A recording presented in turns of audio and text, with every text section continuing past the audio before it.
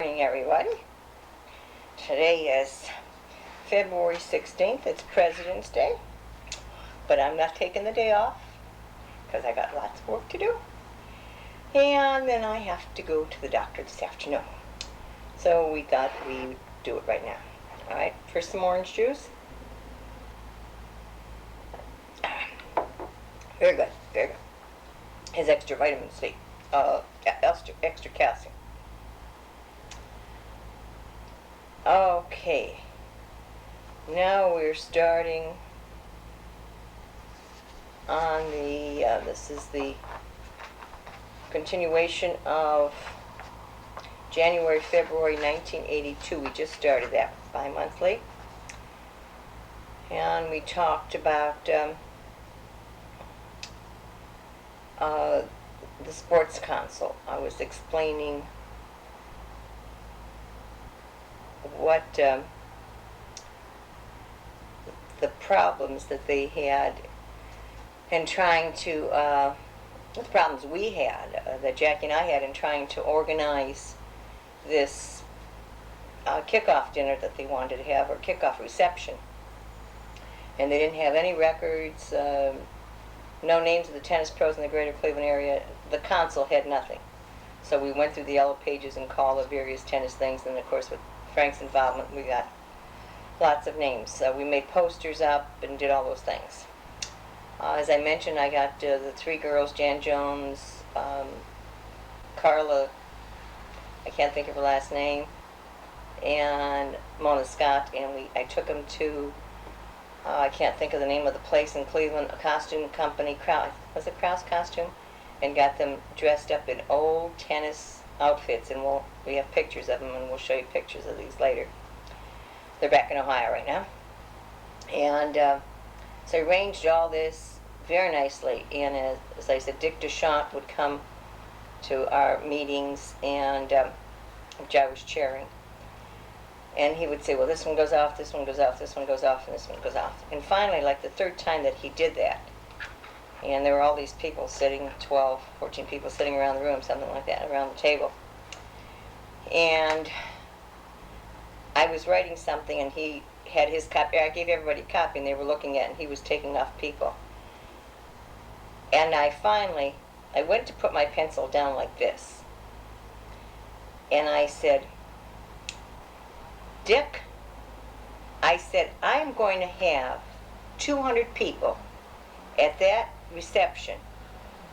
I said, I've made commitments to the media, I made commitments to the TV personalities, and I'm not going to have them come there and have 30 or 40 people because you keep sitting there and cutting out all these names every meeting. And I said, I'm going to have 200 people.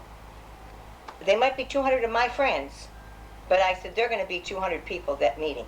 And I went to put my pencil down, and as I did, it hit and it bounced right this way, head over, all the way down the table. And there was a sound in the room. I mean, I just put it down, and it flipped over. And yes, we had over 200 people. It was an extremely successful event. I got every TV channel covered it, not from the tennis aspect, but because they had their own personality. Well, they covered the tennis, of course, they were there, but they covered it because the lead-in on one of them, I think on Mona Scott, was today Mona had the opportunity to dress up in an 1890 tennis outfit for the Greater Cleveland Tennis Association thing and so forth. But what was amazing is that I did not get the credit for getting the media people. Now, Jan Jones and Mona Scott and those people knew who arranged for the publicity, but because the Growth Association had worked with some PR companies, they thought they arranged the publicity for them. Of course, I told Bill Bryant and all, but they took the credit for it, and nothing else that I could do.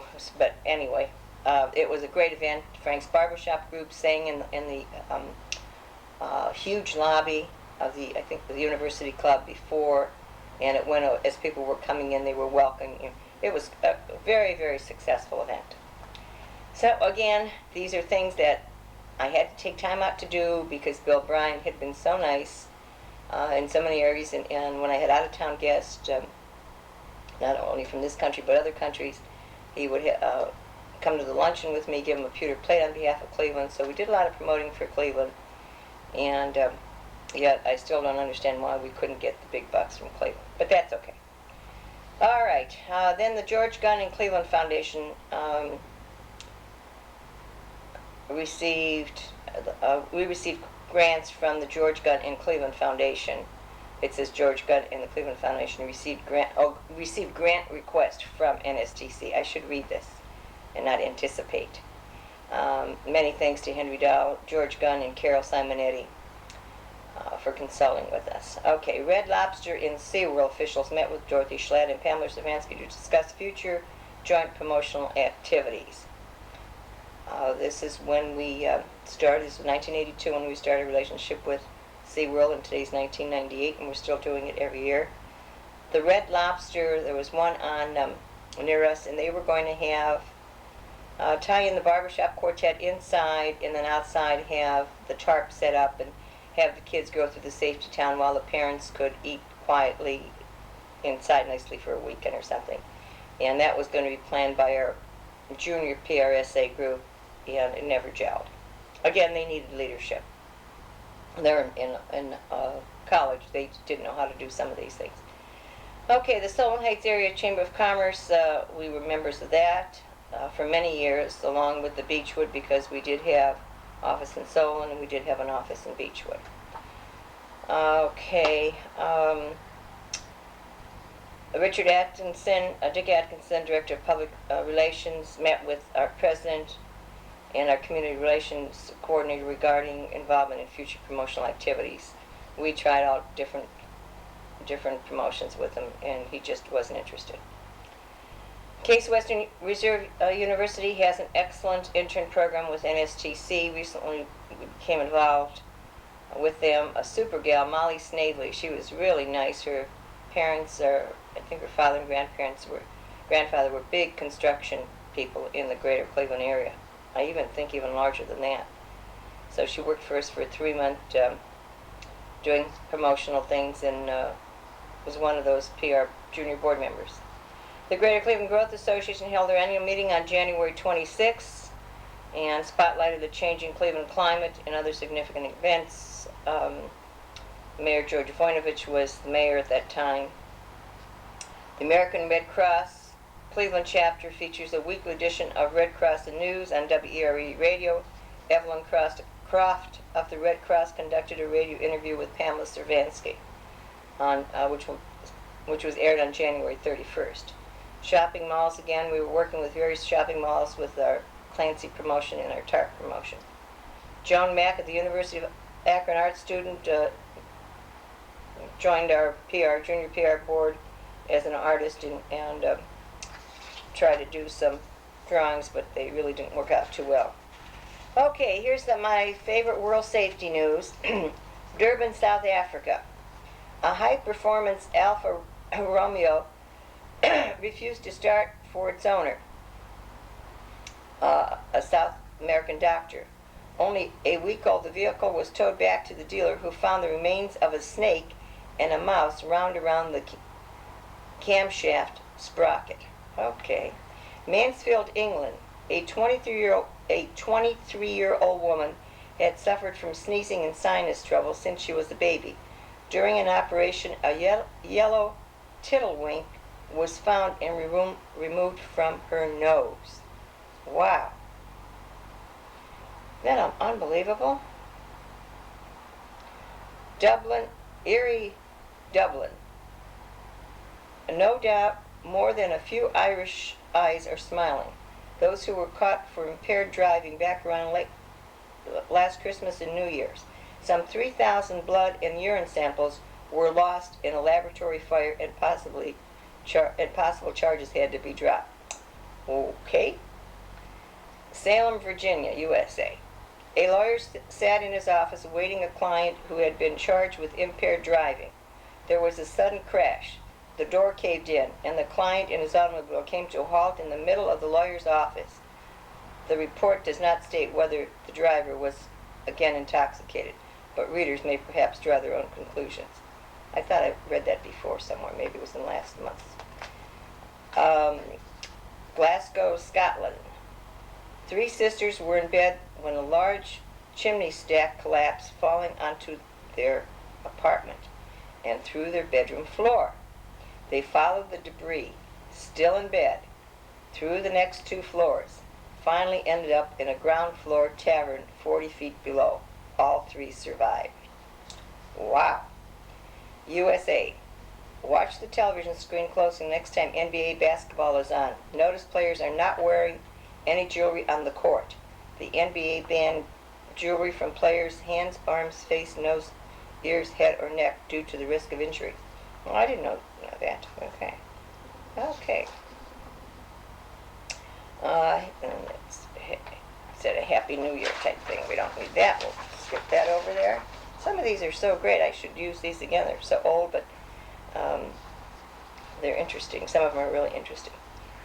Okay, safety towns in the spotlight. Brockport, New York. Representatives attended a safety town session. Linda Schaffer, Brockport Junior Women's Club, will be the coordinator. Ottawa, Illinois. Richard Myers, interested in starting a program for the Parks and Rec. Dublin, Ohio. It's had a safety town for several years. The Parks and Rec, a representative contact for updating information. They were not aware that we were in existence, I guess. Northbrook, Illinois is planning a March meeting with our Illinois coordinator, Greg Rupetti. And Northbrook, Peg Porsche will be working with Northbrook. Louisville, Ohio can be proud of a dynamic young JC, Michael Lee, who is organizing a meeting to start a program. Royal Oak, Darlene Rosman. Garfield Heights, Ohio. Wow, did we go round and round with Garfield Heights? That'll be in the local video. Junior Women's League learned about Safety Town. Sharon Walton has served as a spark plug. 1982.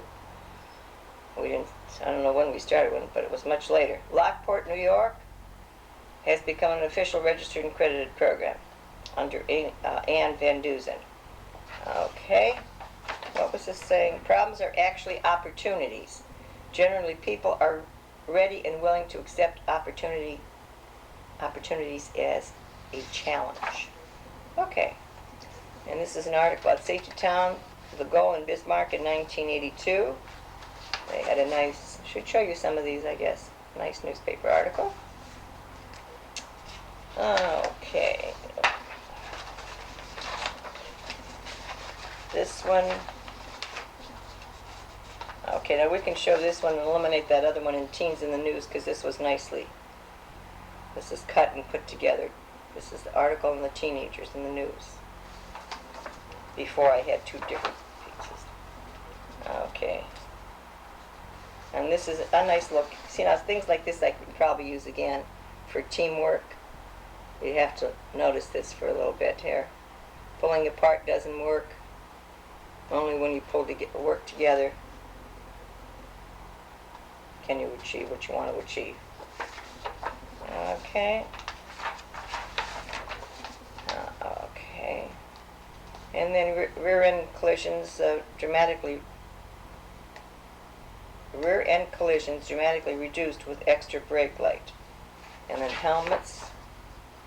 That's where they're going to put the extra brake light in the window of a car, and the rear window down at the bottom. And this was just on accidents, how fast accidents happen. Okay. And then, of course, we put an article about if you're pregnant, the advantages of wearing a seat belt and the correct way to use it. Okay, so that was January, February of 1982. Now, here is April 1982. This is the letter from Carol Braungart, Director of Youth Services of the American Red Cross. She was referred to me by Frank Stepkala. She wanted to know how what information we could give her so they could implement some of our information into some of their youth service activities. Okay, now March and April of the bi-monthly report. Eckridge, many people remember Eckridge Company, the meat company. put a smile on faces for 250 children who participated in the Safety Town session at Peru Fair Days in Indiana, March 18, 19, and 20. Thanks to Jack Yaggy, administrator, public affairs man, who provided coloring books. They bought a coloring book, a Safety Town coloring book in puzzle for each child and gave to him. And to Dee Hardy, the Farm Bureau, for assisting with the organization and helping us set up there in Indiana. It was a fun event. Safety Town plaques were sent to 21 coordinators across the country for being officially registered, accredited, and certified programs. Remember, we had to start that in 1980, and that's explained in the videotape number 1.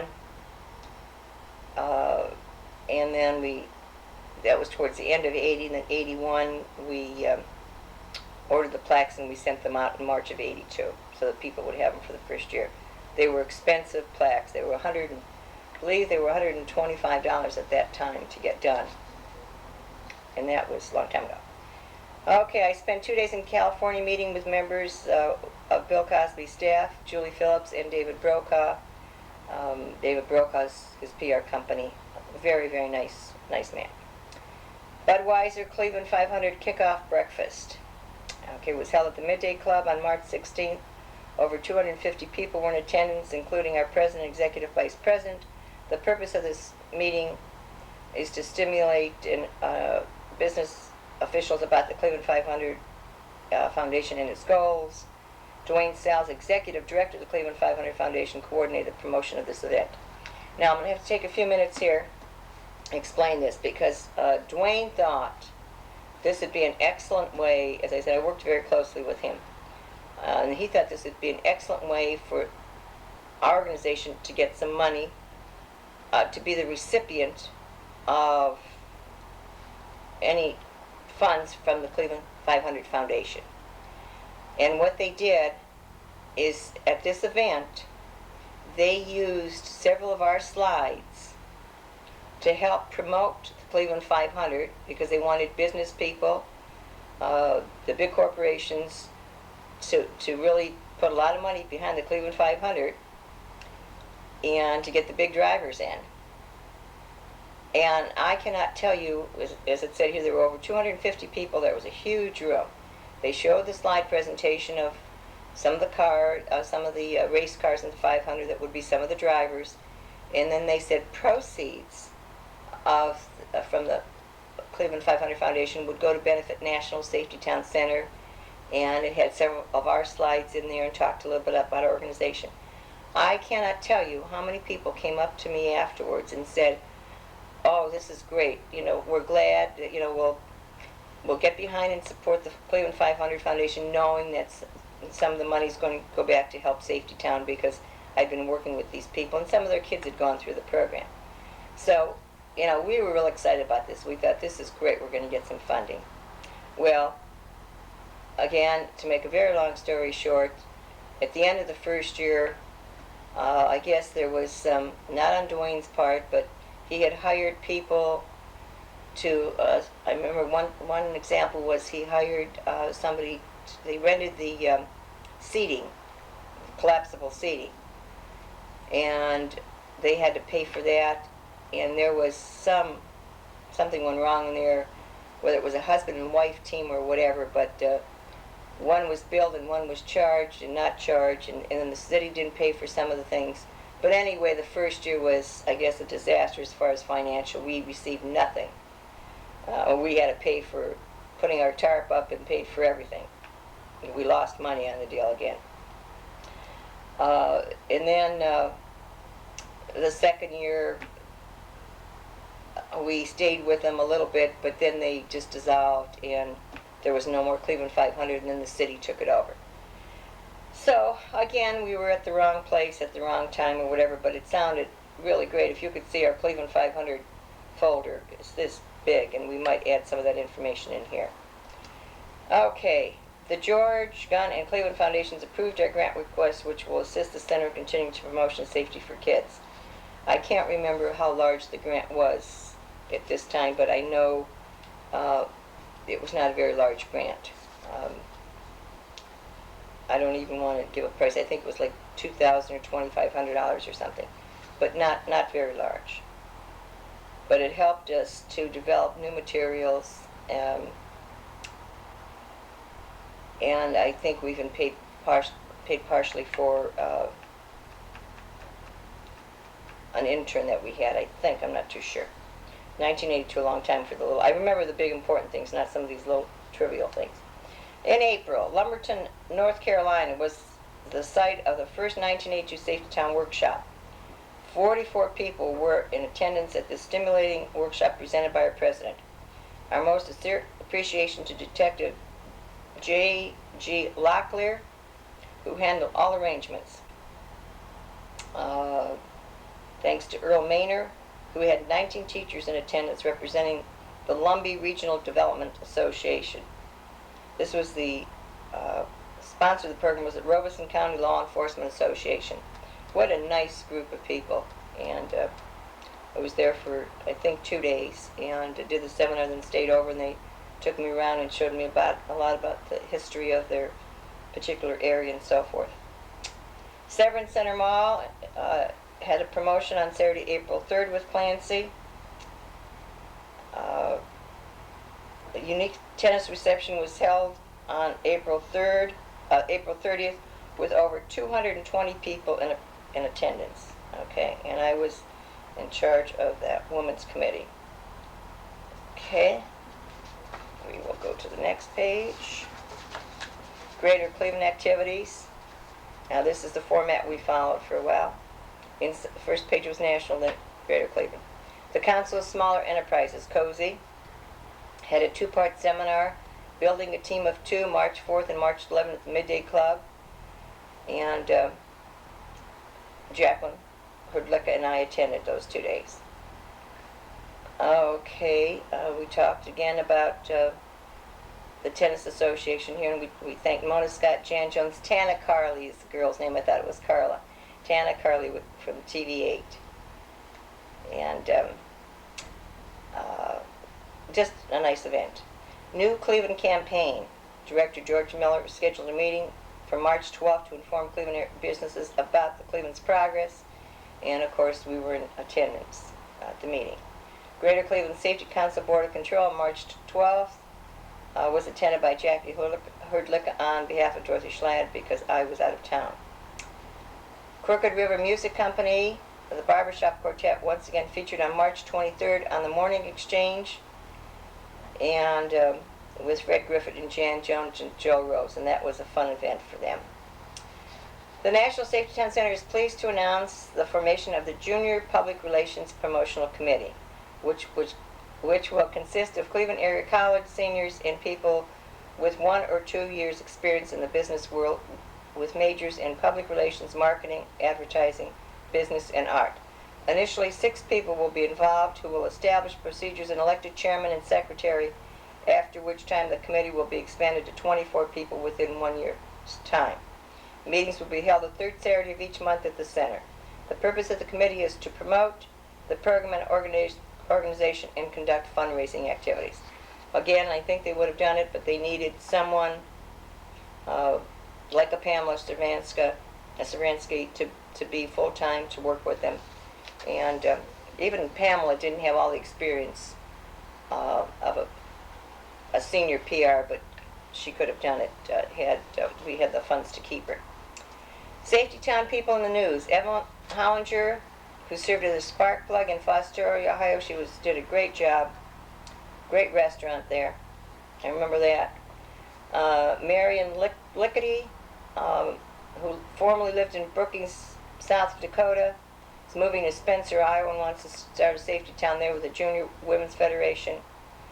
Terry Clark attended a safety town session at Parks and Rec conference last May, and he's going to start one up in Crystal Lake, Illinois. Catherine Bush in Salem, Oregon. Oh, this name, I remember this name, Tony Gold, Goeltzenleuchter, that's it, in Defiance, in Ohio. Glenn Davis of DeSmith, South Dakota. Marcia Blandard wanted information in Douglas, Alaska. They were all interested in starting a program. Okay. Then we had articles on blood alcohol levels. How accurately can they be guessed? And I'm just telling you these titles to have some idea of what was in, so to speak, in highway safety at that time. Then we had an article on hotel fire safety tips, what to do if you're in a hotel. And we kept abreast of the drinking driving legislation because a lot of them were changing it. Okay, what to do if your brakes fail, which was a very nice article. The states get tougher on drunk drivers and helmets and safety belts. Who needs them? We try to make it interesting. And we showed, a lot of parents, we were just coming out with a safety belt in the child seat for children. And a lot of people still held the children in the front seat on their laps, and we had an article and then we showed pictures of what happens when a crash and the impact and the tremendous force behind it. Okay, it was, the picture was very interesting, and I think it had an impact. And then we had an article on community education. Some of these newsletters we had very, very large. And then Cleveland was named an All-American City that year, and we not only wanted to inform the people in Cleveland who didn't know about it, I think almost everyone did, but since we were headquartered in Cleveland, we thought everyone around the country and even the world, some of the places we sent to other countries should know about it.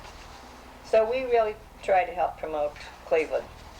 I think, talking about that now, I think maybe that is something we should put definitely in the final video, is the various things, like the letter from Henry Dahl of us being a great ambassador for Cleveland.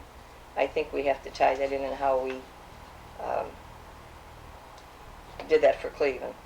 As I said, the video is going to be difficult because we want to do it in chronological order from 63, but we're still going to have to lump some things together, such as all the Cleveland activities and what we did for Cleveland and that kind of thing. Okay. See, now here's something I think we can use again. It starts off with B, and it's be understanding to your enemies. Sometimes that's very difficult. Be loyal to your friends. Be strong enough to face the world each day. Above all, be yourself. But that would be nice for another bi-monthly. Okay. Okay. This is May 17th, 1982.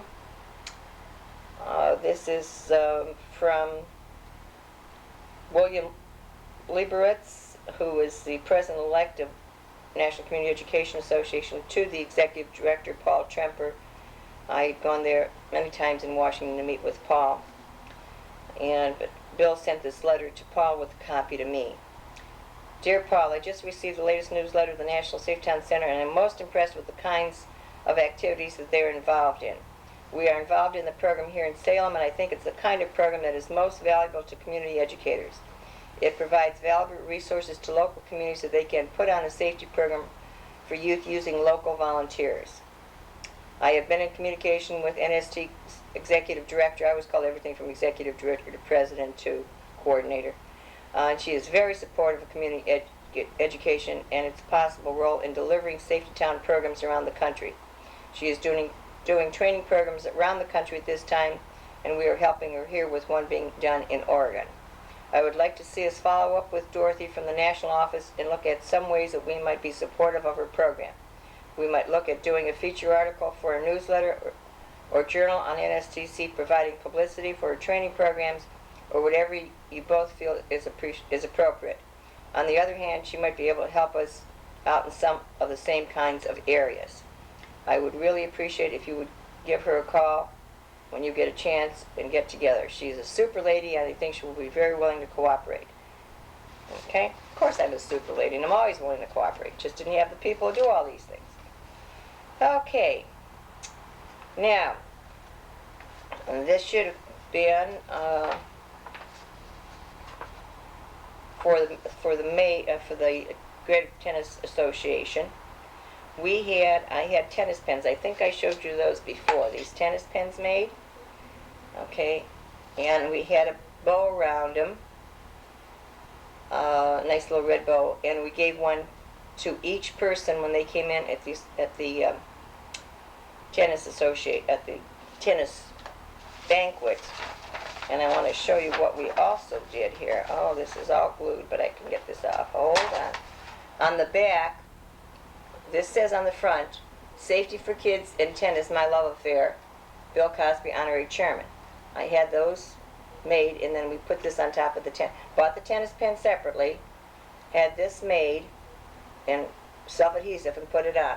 This was printed at the pen company. On the back, we had, I can't believe I went through all this detail.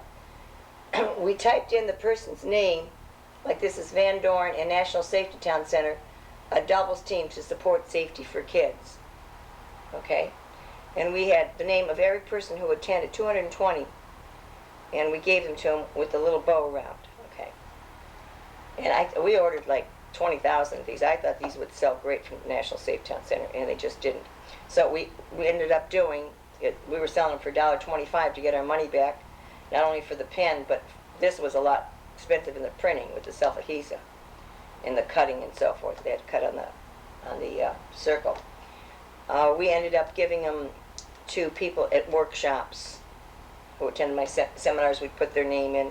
We wouldn't put the bow on it, but we just put the name in, and ended up giving those out. We still have some left, but this is like the letter we sent May 26th to Dear Mr. Elliott. He's Vice President of the Van Dorn Company. As you may already know, I love tennis because he attended the tennis event. I am using my racket, in quotes, to help another love. I'm using my rackets to help another love safety for kids. Oh, I see. Now I have to read it over. As you may already know, I love, in quotes, tennis. I am using my racket to help another love my safety for kids. May I count on your help? Bill Cosby, Honorary Chairman. Dear Kim, we do hope you can return, in quotes, our serve with an order to help our cause. I mean, short letter, great, okay? And that we send this to a lot of corporation people. And we placed this here on the order form, sent them the pen so they could keep this, and then they could order in quantities for their people. What a great promotional idea to give out to their people. Okay, I thought it was a great. Okay, and then I have here, let your employees be the first in their community to explain and show off their racket, in quotes. Here's a great way to reward your employees for their service, promote the importance of safety for kids, encourage physical fitness through tennis, help our organization continue its efforts. Whether they are a beginner or tournament player, many of your employees are tennis buffs who would love this pen. You could make them available for your employees to purchase or purchase them as giveaways. The pens are refillable, and 1 to 10 pens cost $1.60 because we had to include shipping and handling. And if they bought 500 to 1,000, it would have been $1.20 on a breakdown. Did not go over at all. Everyone thought it was a cute idea, but we couldn't get the corporate people to buy it. Okay, that's another sheet. We just had extra sheets done. June 21st, 1982. This is from Paul Tremper from National Community Education to me. Dear Dorothy, thank you for your recent letter complimenting us on our joint mission statement with two of their organizations. Okay. I am in a receipt of a letter to you from President-elect William Lieberowitz. I agree with him that we should explore potential cooperative projects. To that end, I would like to suggest the following. Although we have featured some of your outstanding publications and recent resource sections, I feel it would be appropriate to do an article on your organization in an upcoming issue of Community Education Today. That was a real big, thick magazine. I would hope that you would be able to exhibit and be at the attendance and upcoming convention in Atlanta. The dates are December 8th through 1982. Of course, we went.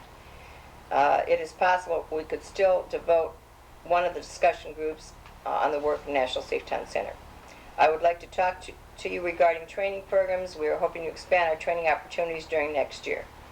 I would like to discuss in considerable detail the role of NCA and community educators in delivering your program around the country. Dorothy, I'll call you shortly to discuss any ideas you might have. Of course, we did that. Okay. Now for a little fun thing. I think I was home and my husband went fishing, maybe for a couple of days. And I always left little notes. I put this one, welcome home, enjoy your 4.5 feet. My husband always liked his 4.5 feet, which is a sofa, and he would always sit on, put his feet, it would be horizontal, but he'd have his hand propped up, or his arm propped up on a pillow. And so while he's 5 foot tall, 5 foot 10, 5 inches, 9 inches, 5 foot 9 tall, 5 foot 7 inches tall, he would shrink to 4.5 because he would bend his feet and he'd sort of crunch up a little bit. So that's all he needed on the sofa was 4.5 feet. That's just a Coke and 4.5 feet made my husband happy. Okay, here we go again. Bi-monthly report, May and June 1982. Children's safety books underwent their final minor revisions. Our president discussed this with Children's Press. National Safety Town Center was invited to participate in the Cleveland 500 by setting up the portable tarp. This will provide excellent exposure, plus allow children who attend the race to go through our mini program while the parents were watching the race. Workshops were conducted in several states throughout the month, updating new safety materials and so forth. Dorothy Schlatt met with officials from various corporations during her workshop tours to provide them update on activities. I don't know why my throat is a little sore today.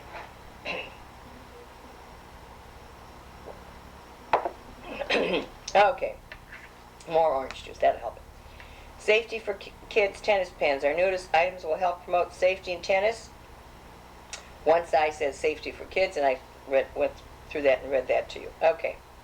June, workshops were completed and questionnaires were extensively reviewed, and initial plans for incorporating comments and suggestions into our next year's seminars are underway. Junior Public Relations Promotional Committee members were selected. George Karatakis is chairman, Nancy Chance is secretary, during their monthly meeting on June 19th. The safety for kids tennis pins, the Cleveland 500, were among the projects discussed by this group. People did a lot of talking and very little action. Cleveland 500 preparations continued in June with selecting a site. We had to go down there, find a site, so forth. We were developing our traffic light brochure, which will explain the traffic light. Standard Oil Company will co-sponsor our National Safety Town Week breakfast, which will be held September 20th at the Midday Club. And that was nice. We started to get co-sponsors for the breakfast. And so we learned something after the first one we did. Okay, now Greater Cleveland activities, the Orange Community concept of a safety town. They had a safety town, but they incorporated into an event that they had for 2 days, May 27th and 28th. Michael Fritz was the director, and Barbara Pickle, who was the coordinator there for many years, and Patrolman Lowell Rayburn, always were great to work with, very cooperative. And of course, they were so close to us too. From Beechwood and Orange were very, very cooperative and close. National Safety Town Center received an ad in the program for the Velleman's Pro Tennis Classic tournaments as a result of our support and assistance. The tournament scheduled June 23rd through July 3rd is sponsored by Velleman's as part of the USA Nike circuit. We extend our sincere appreciation to Lorraine Holmes, tournament director, for providing us this excellent publicity. Frank was involved with this somehow, but anything we could get publicity was great. Richmond Mall had a fitness week, May 10th through the 15th, and we had our booth display. Updating records via telephone, we try to keep our list up to date. That was always difficult. Interns from various colleges will be assisting the center staff throughout the summer. During June, July, and August, we'll be conducting a pilot project of 20 Greater Cleveland safety towns. 3 of our interns, Barb Seaman, Tracy Lapero, and Gail Culker, will be attending graduations to purchase our Safety Town materials. We thought that would be nice. Now we paid, again, we did not make money on this. We sold some things, but the interns, we had to pay their mileage, and we had to give them some lunch money because they would stay at the 10 o'clock session and the 2 o'clock session. Safe Towns ran 10 to 12 and 1 to 3. So during that hour, they'd have to go to McDonald's or somewhere close by, and we were in Beechwood, so they took enough supplies. If some went to clear on the west side to Rocky River, Brook Park, Solon, they went all over different places. But when we figured out the cost that we paid for the books, the net cost of what we sold, it did not cover the mileage and food and everything for that. It was, again, I think 1 or 2 times they might have been, if it was a close event. I know one time somebody went to Solon and they sold quite a few books and some t-shirts. And she came back even at lunchtime. I can't remember the gal's name, and needed a refill. But she was so close, so that we might have made a few dollars here and there, but not much. Okay. This is national perspective of, we had an article about NCEA working together with us, National Community Education Association. Okay. And this was child restraint legislation. We tried to give a list of the various states that were passing child restraint laws because we were trying to help across the country to get these laws all passed. And we thought if we could inform them, so we put, these were all as if it stated the type of the law, if it was in committee, and so forth. So we had all these to do. Okay, and here are some quotes that we would put in. This is Adam Clark. I don't know who he was. I have lived to know that the great secret of human happiness is this: never suffer your energies to stagnation. The old adage of too many irons in the fire conveys an abominable lie. You cannot have too many poker tongues and all. Keep them all going. Okay, agree with that. I agree with that. You got to keep going all different directions. So honors were bestowed upon the Woodburn Junior Women's Club of Oregon, sponsor of the Woodburn Safety Town. And members received honors for the Community Involvement Project. Safety Town won 3rd place out of the 62 other clubs competing. A $100 check from Sears and Roebuck's and a U.S. flag flown at the White House was awarded to Safety Town in Woodburn, Oregon. Isn't that nice? Congratulations to Nancy Koffler, who was honored as the first junior citizen of Woodburn for 1981. That's great. I forgot about some of these things. See, this is how Safety Town has helped so many people on an individual basis to grow and develop, as well as promotion for their community and make their town well known. World Safety News. New Smyrna Beach, Florida. A newspaper distributor could hardly believe his eyes when his car hit an elephant while he was making his early morning rounds. He happened to be in the wrong place at the wrong time when 2 elephants escaped from the circus winter quarters and wandered onto the road. The man braked but grazed one of the elephants, which, although uninjured, fell against his station wagon, damaging the roof. Okay, this is Camp Force, Sweden. A pedestrian sent sprawling by a car picked himself up and used a 16-inch sausage he was carrying to knock the offending motorist unconscious. That's funny, a 16-inch sausage. Los Angeles, California. According to at least one police officer, jaywalkers must be the most ingenious of lawbreakers. When the officer addressed one man for jaywalking, the straight-faced offender insisted that he thought the "Don't Walk" sign was an advertisement for a bus company. Okay. Funny things.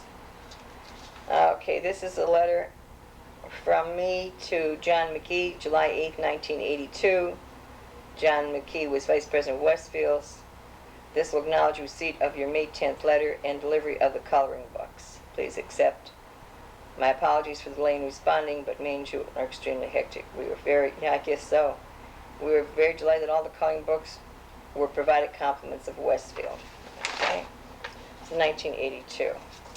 Okay. Now this probably should have been in with the Cleveland 500. Okay, this is the program. One of the programs that had in there. Okay, Stanley Pace was chairman and Jackie Presser was co-chairman. Okay. It just listed, I'm trying to see if there's anything about Safety Town. No, this was the actual program of the day for Thursday, Friday, Saturday, and Sunday. Let's see if it has any of the sponsors. No. That doesn't say anything about who's going to get what in here. Okay. So that was that. Okay, Hallie's Miss Cleveland 500 pageant, July 3rd, 1982. I'm trying to think what they had. They had a parade one day. We were in the parade. We rode in an open, Dwayne Sal's arranged to get convertibles from one company. And Jackie sat in the car on the hood with the, I can't remember who sat there. She held a big Safety Town stop sign. And on one side we had Safety Town, the other side we had Cleveland 500. So we helped to advertise that.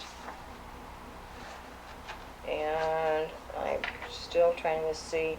This was a kickoff event on July 3rd, or one of the Miss Cleveland 500 pageant. Music provided by Johnny Singer and Doug Adair, some Larry Morrow. TV personalities were there. And these are some of the tickets. These are my passes, work passes for a worker. There, see now these might be valuable collector's items someday. Inaugural Budweiser Cleveland 500, Sunday, July 4th, 1982.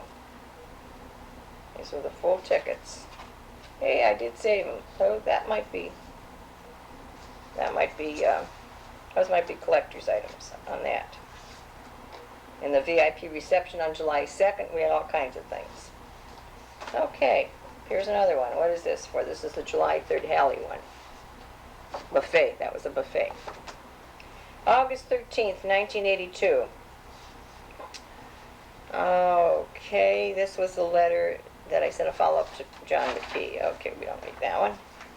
Okay, remember the interns? I told you that we sent them out to various communities to try to do the, it says 1982, the center conducted a pilot project involving 20 Greater Cleveland Safety Towns. The interns went to there and so forth.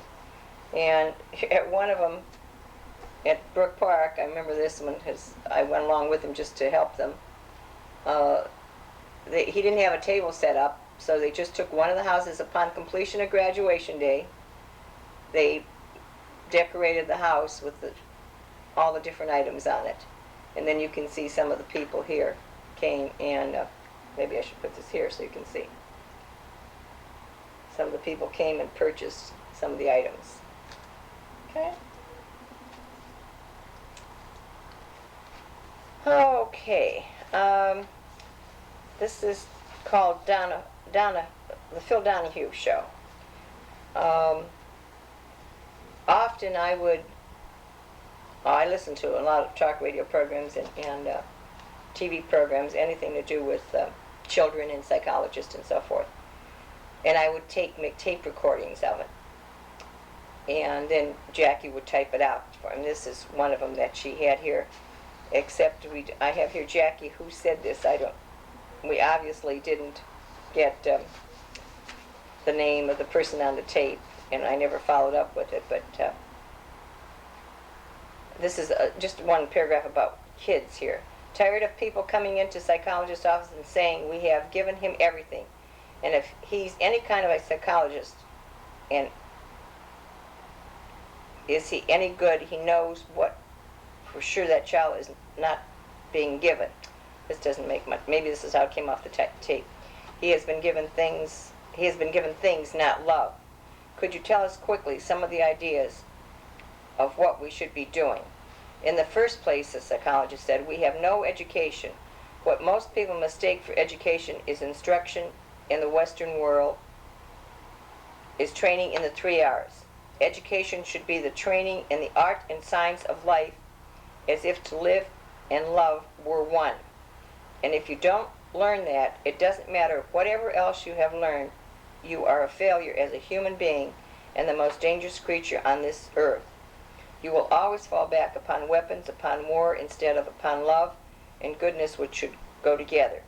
This is what our school should be, from nursery school, and I always love that when they said from nursery school.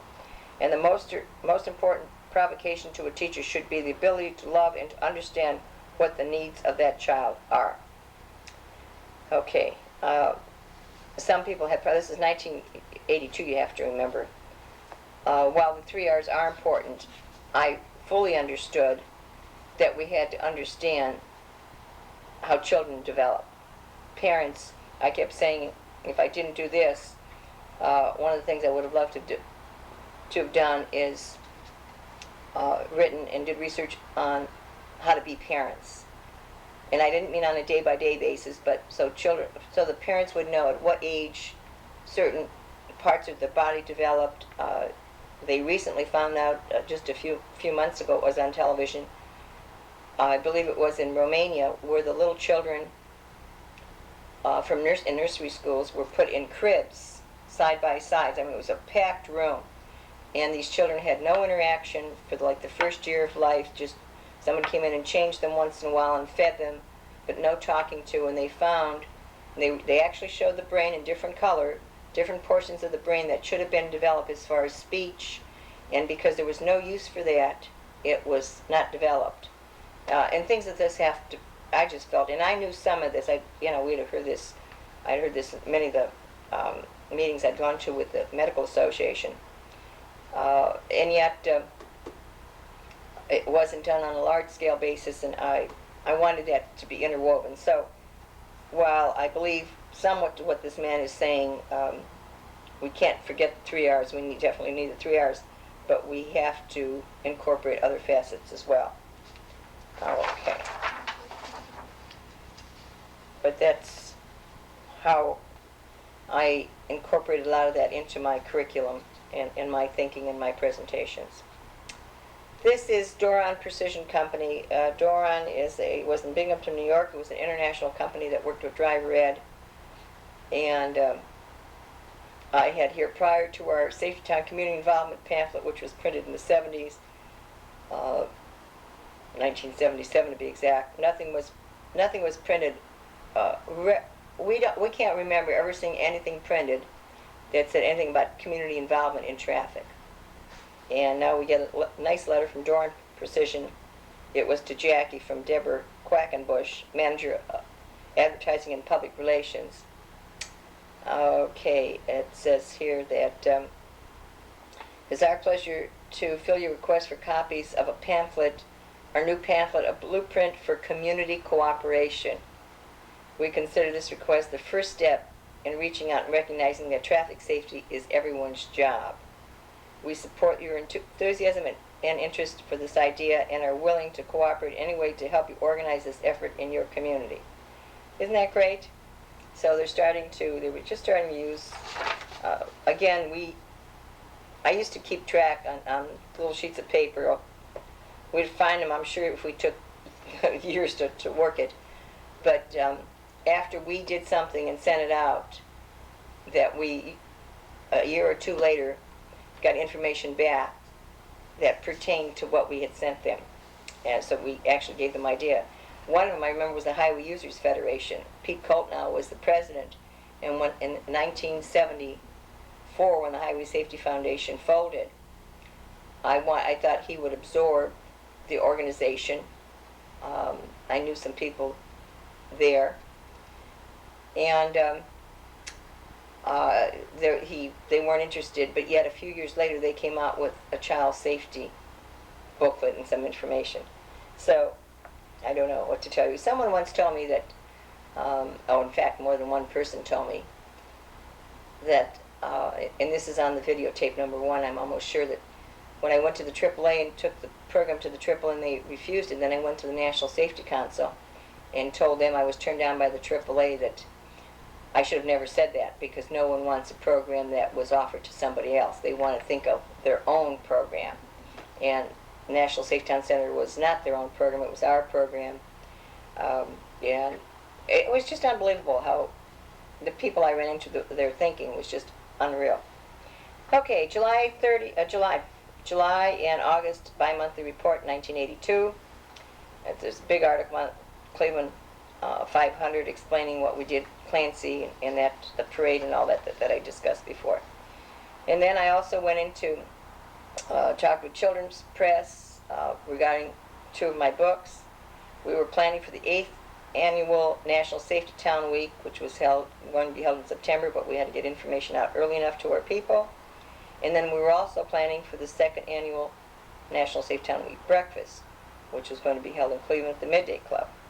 And that was mainly to say thanks to the Cleveland people. Sometimes we had people from out of town come in, but again, if they came on their own, that's fine, but we couldn't afford to pay them. In August, plaques were sent to the coordinators again around the country who had recently become RAC. Oregon Washington workshop was held in November, November 12th and 13th. 8th annual National Safety Town Week. More information was held for both of those. We had to prepare it and then we sent it out. Greater Cleveland activities. The Council of Smaller Enterprise on July 14th had a business meeting with Dorothy Schlatt attended, me. PM Magazine Executive Director Mary Horth met with Dorothy Schlatt to view Safety Town site for filming of the segment on the program. Brecksville was chosen. Kathy Burgett and would be the co-host. And Sergeant Russ Lodi was in Brecksville, so we arranged for them to get some publicity. Gail Kalkar began arranging meetings with various Cuyahoga County Safety Town personnel to interview children and teenagers and police firefighters. During July, she will visit these. The brochure will be assembled in fall. She wanted to make a brochure, and this is why I'm saying a lot of these things were nice to do, but cost money. You had to pay them, and there was no return of any financial on some of these things. She wanted to, she was going to go to, what did I say here, 20 safety towns. She wanted to interview the parents, she wanted to interview the kids, and the police officers, then put this in some kind of a booklet for Greater Cleveland. Yes, it would have been nice. If we could have gotten a grant, it would have been nice for them to be at the doctor's offices, an attorney's office, dentist's office, when you're waiting to pick them up and read, fine. But that, just strictly promotion. There was no way of getting money from it. I mean, now we could have maybe put a little slip if you want to make a donation, but people don't do that. She just wanted to do it strictly as thing. And we thought at the time it might be a good idea, and that was her area of interest. She worked on it. We have it, but we never did anything with it because, again, we needed the print cost. We thought we'd get somebody to be able to print it. We couldn't get that. A lot of things we did that were just could have been. Cleveland State students Kathy Marsh, Debbie Fonts, Larry Kekst, K-E-K-S-T, and Ken Fiore met with Dorothy Schlatt to discuss conducting a survey among Greater Cleveland safety towns regarding the effectiveness of the program. Communities with and without safety towns, acts and statistics. Okay. Ken Fiore did go on to do that for his thesis, I think, one of his papers, which we have in the office. And yes, it did show that communities that had safety towns had fewer accidents as each job. But as I said, that to me, those statistics were so inaccurate in many areas that I just didn't put any faith in, and that's not what the purpose of the program was. Okay, Cleveland is the international headquarters of National Safety Town Center and has been put in the media spotlight on many occasions through the fantastic publicity received through our Safe Town programs. Doug Adair, NBC TV3, filmed a segment of Cleveland Be Proud at Lakewood Safety Town on August 13th, which aired on August 20th. Okay, and that was Cleveland Be Proud of National Safe Town Center. And that was a nice segment. I think we have that somewhere in our videotape, hopefully. Graduation is a very exciting moment in a child's life. This special time for Safe Town kids was shared by our intern, Barb Seaman, who visited safety towns in Greater Cleveland this summer to talk with the local coordinators and make up our materials available for the parents to obtain. Okay, American Red Cross meeting was attended by our president. The topic of the discussion was deregulation of the PSAs. The FCC in Washington was going to deregulate the PSAs. Prior to that, each radio and TV station had to do so many hours per week or per month of free PSAs to organizations like us. Well, they were going to deregulate this and not have any set amount of hours. It was up to the local radio or TV station. And that was a great concern to us, so we wanted to talk on that. Okay, Miss Cleveland 500, Carol Malone, visited the Orange Community Safety Town to meet and talk with the children. And we had some nice publicity with that, and that was in preparation for the Cleveland 500. Okay. Safety towns in the news. There are several safety towns here. I'd like to express our to the following Greater Cleveland Safe Towns for the cooperation and our pilot project this summer, and that was for the selling of the shirts and books and puzzles. Aurora, Eastlake, Solon, Lakewood, Nordoni Hills, Brooklyn, Parma, Brea, Brook Park, Medina, Richfield, Brecksville, Willoughby, and Woodcliff. Okay, so. World news. My favorites. USA. State and local highway agencies spend more than $200 million each year to buy paint to mark roads and streets. Road markings do contribute to highway safety, and a new, more durable paint material has been developed that costs twice as much but lasts up to 5 times as long. Okay? Great Britain. 1 British driver in every 3 who die in traffic crashes has a blood alcohol reading higher than the legal limit. After pub closing hours, the percentage rises to 2 out of every 3. Guess it's all over. It's pretty much the same way, no matter what country. Wausau, Wisconsin. 2 cars were involved in a minor crash. One driven by Jane Spindler, and the other one by Helen Will. Police came to the scene, completed their paperwork, and then allowed the 2 drivers to leave. They were in opposite directions. Minutes later, police had another call to a location a block away. The same 2 cars had collided again.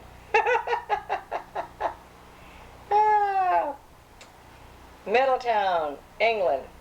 Police were curious about the blue car parked on the shoulder of a highway near Middletown. A man was inside, and from a distance he appeared to be sucking on something. When approaching, police realized he had had a sheet of music in front of him and was playing a clarinet. He claimed he was practicing here because it was a nice, quiet place. Okay? The shoulder off the highway. Olympia, Washington. 5 burned at the Olympia fire station while firefighters slept, and no one turned in an alarm until a passing police car spotted flames. Oh, that's funny. Didn't have smoke detectors evidently at that time. Okay. In an effort to further educate the public about the necessity of child auto seat belts, Dr. Jerome Paulson of the Ohio chapter of American Academy of Pediatrics was doing a lot of promotional work, and we gave him publicity on that and wanted to update people on that. Okay, bicyclists fail to look behind on left turns. That was a big concern at that time. What can we do to reduce traffic accidents? There was an article that we published in here. Okay.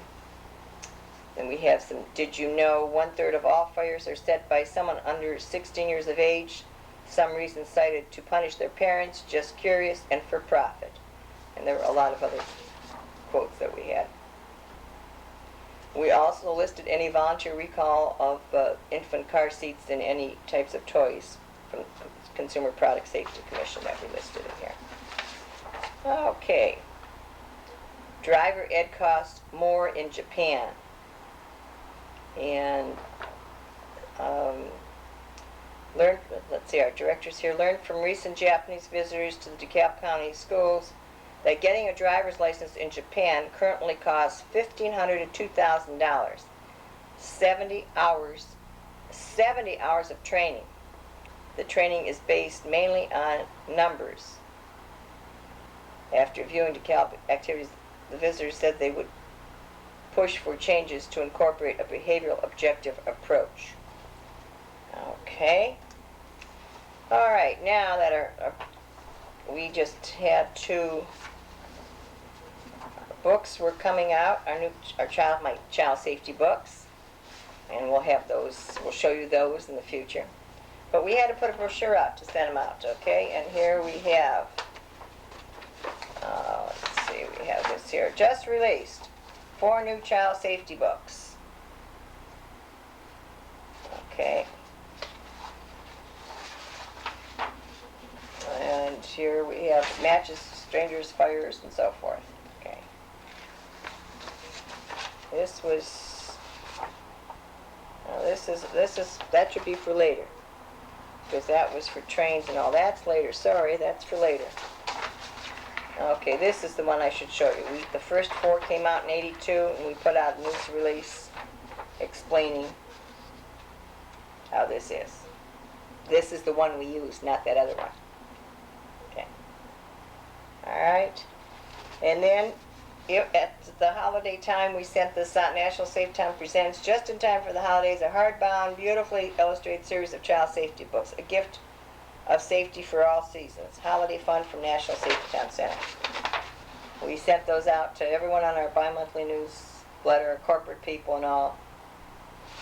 And here we list the exciting new series of child safety books. We explain they're 8x10, beautifully illustrated, bright colors, what it did for the children, how it motivates them, encourages them, stimulates them, and for the parents, for the teachers and uniformed personnel. Sold some, but not what I thought we would do. Maybe my expectations were too high, but it's always good to think big. Who was it said, how do you eat an elephant? Take one bite at a time. Well, I wanted a big chunk, not just little bites. Okay, bi-monthly report of October 1982. We're getting there. 8th Annual National Safety Town Week was held, very successful. And we had our National Safety Town Week breakfast, which was very, very successful. And we had people there. Julie Phillips, we had her flown in from California from Bill Cosby's office. Joe Vecchione from Prudential was there. And Marv Wagner, our attorney, and a board member from who's National Highway Traffic Safety Administration. Also, we flew him in. We wanted some of these people to meet. Julie Phillips, we had a nice reception for the night before. She was in for a few days. I took her around Cleveland. Very nice young lady. She took over after Fran Shields had passed away. And some of the people, when I talked to Dave Brokaw and some of the other people there, they said they didn't know if she'd ever grow into a Fran Shields, but Fran Shields was 62 years old, a very professional, and this was a young lady. I think she was not at college, maybe I would say she was in her mid to late 20s, if that. Probably mid-20s. Very, very nice, though. We'll show you pictures of her. Okay. And Standard Oil did co-sponsor our breakfast for us and pick up the tab for our thing. That was thanks through Sam Baker, who was PR man for Standard Oil. See, they would do little things like that.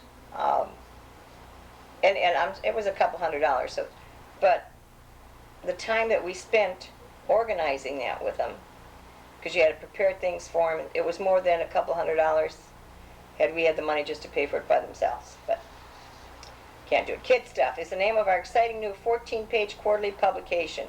It is geared to preschool through 3rd grade children and is designed to help children and their parents develop a renewed awareness of safety. Each issue will feature dot-to-dot, word scramble, color sheets, word search, and various safety activities pertaining to the theme, spring, summer, fall, and winter. This publication will be made available to our programs who in turn will make it available to the parents. The cost will be $350 for a 1-year subscription. We have some of these. Again, I sent information out. We'll have to add in here. We'll have to look up the file kit stuff because it's a big file. And Becky Koulis, I remember, made some beautiful covers, and boy, she really did some nice work. See, now this was the type of thing that I wanted them to do. Make these kinds of things that we could go out and sell and bring some input, or have some financial input back into the center. We sent a notice to all, and a copy of the one issue to various corporations. We thought same thing with the tennis pins. They would buy in quantity and give to their employees. Well, again, you have to remember this is 1982. Child safety was not important at all. Not even. I was trying to make it important, but it wasn't important to the corporate world. So what they did, not that year, but a few years down the road, we found out a couple of corporations started their own in-house publication to give to the kids. So we gave them idea to do something, but they didn't buy it from us. Okay, October. Child safety books arrived on October 5th. The center staff was very excited. Now, this were our first 4 books: The Fire, Matches, Strangers, and Streets. Okay. Now remember this date, October 5th, 1982 is when the books arrived in the center. So if we have anything prior to this on the tape about books arriving, scratch it out. October 5th, 1982 is when our books arrived. Our first 4 hardbound books arrived from National Safety Town Center, and the paperbacks. No, I'm sorry, just the hardbounds. Paperbacks didn't come out till later. They had to be out so long in hardbound before they would print them in paperback. 70th Annual National Safety Congress was held in Chicago. This is sponsored by the National Safety Council. We attended. There were over 16,000 safety and educational people in attendance. I was named chairman of a committee to select topics on pedestrian safety presented at the International Forum on Traffic Records Committee. Okay, we're working on the kids stuff. Reprint of the child safety books. The books have been extremely well received, and Children's Press is scheduling a reprint for November 1st. Now, that was great, because we got them on October 5th. Now, you have to remember, Children's Press was selling them to the schools and libraries, and they gave them to us, and we could sell to local people. But the schools and the libraries did so well that they went into their second printing within a month. Okay, and then we had our formation of 3 new boards: the advisory board, the public relations, and the fundraising board. Okay, did all of those things. Greater Cleveland Sun newspapers.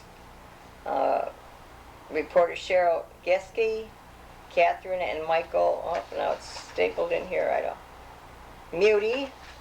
Oh, I see. Okay, got you here. This was reporter Cheryl Getsko, I said. Interviewed Dorothy Schlatt regarding National Safe Town Week. Catherine and Michael Muty, 2 darling children, posed for pictures, which appeared in the September 23rd and 30 issues. Chief Muty was our chief of police in Bedford Heights for many years. WKYC TV3 staff Mary Ellis O'Brien and John Emmer contacted our president to do a film story about National Safety Town Week after reading the above article. On September 27th in the newspaper, Kevin Coakley, this is with the 2 little children, Kevin Coakley taped a segment of the program at the Solon Co-op Nursery School. The classroom segment focused on Yvette Hoffman, teacher. We used her a great deal, Yvette and her thing, but they did a nice little story on Safety Town at KY with Kevin Coakley. Solon Times photographer Andrew Verzel filmed the above segment and was a front page story in the Solon paper. Martha Holden Jennings Foundation received our proposal requesting a grant to produce a slide presentation. Letters were sent to superintendent of schools requesting their input on the educational benefits of the program. The responses enthusiastically endorsed the program. Letters were forwarded to the foundation officials, and we are awaiting a word on the proposal. So we not only sent a proposal to many of these things, but we contacted the superintendents saying that in the schools, after Safety Town, it would be great to have a slide presentation to follow up on what the kids learned, to reinforce the rules and so forth. And we did not get the foundation, did not get the grant. Greater Cleveland Public Relations Board was recently formed to assist with ongoing projects and to initiate new ones. The first meeting was held on October 28th at the Midday Club. This is the one that I talked about with Bruce Akers, Dick Atkinson, and all those. I did not know when it was officially formed, but it says here it was recently formed on, and the first meeting was on October 28th. Okay? Greater Cleveland Growth Association co-sponsored a business networking event. Was the brainstorm idea of Pat Mead of Mead Relocation Consultants. A really great gal. She was a super lady. Council of Smaller Enterprises, again another meeting Jackie and I went to. Another meeting with the Heights Chamber of Commerce to keep informed. And this is, again, remember I told you every September, October issue, we always highlighted all the governors who would send us proclamations, and every year we try to do it different. One year we did the stop sign, another year we did it on a slant, and then this year we did it this way. Just so it would always be a little different. Okay. Okay. I forgot how many pages some of these bi-monthly newsletters were. Okay, now here is some of the, from the second annual National Safety Town Week breakfast, and when we discuss that in a little bit, we'll be able to show this to you. But this is what we put in the newsletter. It says, second annual National Safety Town Week breakfast was most successful. The event was co-sponsored by Standard Oil. Our president briefly reviewed the center's 1982 activities and outlined 93 activities. Presented certificate of appreciation to 27 representatives from corporate, media, and foundation sectors. And here you can, I know it's very poor, but this is Sam Baker. We let him, of course, talk since he paid for it.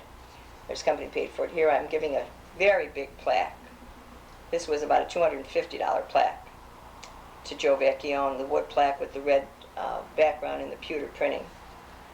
And this is Marv Wagner, Joe Vecchione, and Julie Phillips from Bill Cosby's office. And then oh, this was real cute, and I hope I have a good picture of this. I gave Julie Phillips, had made from Mally's, I believe it was, a large tennis racket out of chocolate for her to take back and give to Bill Cosby, since he played tennis.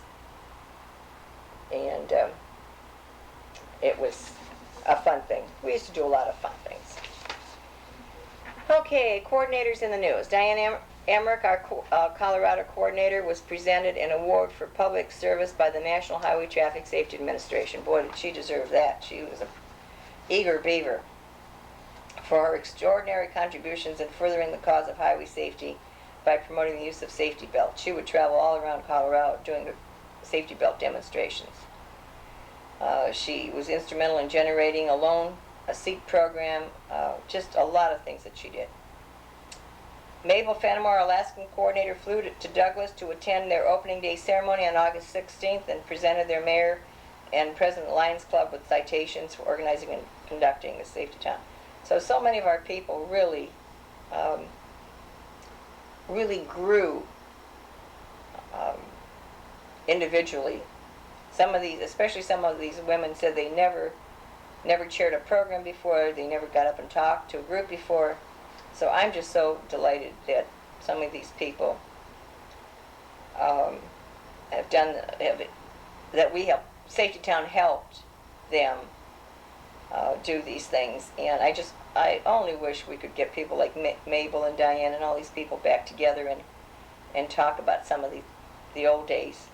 I know you can't do anything from the past, you should look forward, but it's so nice to look back and say, hey, you know, I'm here today because of some of the things I did in the past, and remember some of the good things that you did. I guess that's part of growing old. Do I sound like I'm growing old? Yes.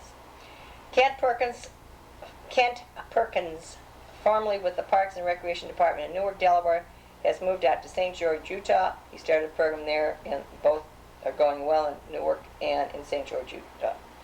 Okay. Now, okay, we had fire safety tips for the holidays, especially for the Christmas trees and for the kids. Okay, now as you can see, we used to type an awful lot, and there was no white space. It was a lot of reading, and I'm not sure that, I mean, it was interesting reading from Consumer Product Safety Commission, but a lot of reading. But I think is like for fire safety tips for holidays, if somebody wanted it, they could use it for the newsletter. Okay, place tree in an area that will not block exits or stairways. Keep tree away from fireplace, radiators, and heaters. Common sense things, but a lot of people didn't know it. And then we had from the Consumer Product Safety on safe toys for the kids. Since it was September-October issue, we thought they'd be getting ready to prepare this for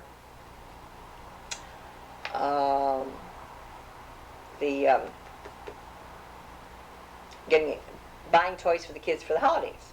Okay? Alrighty. I'm going to stop here for a minute and go over there and get the pictures from the National Safe Town Week breakfast.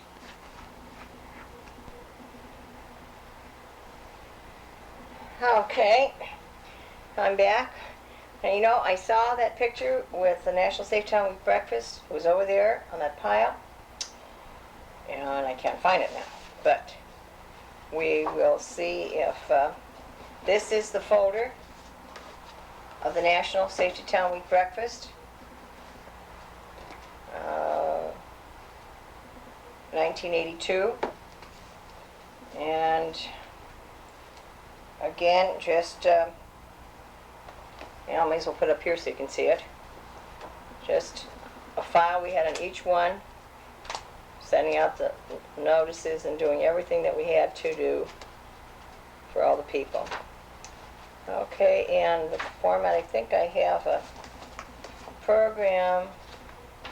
Come on, we have to have a program. Oh, we wouldn't have thrown all the programs away and not saved one program. Well, yes, we could have done that. Can't believe that we did that, but we did. But it was the same type of format of the program. Now, looked like this, but it had red and white. It's got to be somewhere back home in Ohio, back home in Ohio. That's all I can tell you. But anyway, that was for the folder that we worked on for the National Safety Town Week breakfast. We'll put that one over there. Okay, let's continue with 1982. But we will show you pictures of Julie Phillips. Nice. We have nice 8.5 by 11 pictures. 8 by 10s. 8 by 10s. Okay. December 8th, 1982. I used to like to send, after sending out long proposals and all that information, I used to like sending letters like this. That was saying, this is to Nancy Bryant. Nancy Bryant, of course, was the wife of Bill Bryant of the Growth Association, who liked tennis, played tennis, and played very well. And we've been talking about going playing tennis all these years. We have yet to play tennis. So I said, Dear Nancy, in capital letters, let's do it. Tennis, Sunday, December 12th, 9 to 11, doubles, Bill and Nancy Bryant versus Frank and Dorothy Schlatt. 11:30 to 1:30 brunch, Stover's in on the square, let's do it. And then I put, P.S., we can handle that. That was her favorite saying. She would always say, when I asked her to do something, I can handle that, I can handle that. She was cute, still is cute. I don't know, I've lost contact with Bill Bryant since he retired from the Growth Association as president. I think he's working, I'm sure he is, he was a very good friend of Mayor Voinovich, and I'm sure he's working with him on his campaign bid for the Senate. After he's currently governor, but I think he's going to be run for Senate. I'm sure he'll get it. Okay, now this is the advisory board of 1982 that we talked about. We started to add to the advisory board every year. In 1982, uh, Ruth Miller, Holly Bear, Dwayne Salz, William Reedy. William Reedy was with Coopers and Lybrand, an accountant. William Traxler, who was from North Carolina Research Triangle Park. He owned Traxler's Electronics Laboratory, and he even sent us a $100 donation. It was very nice. $100 in those days was a lot. Ed Richards, we asked him to serve on the advisory board, which he did.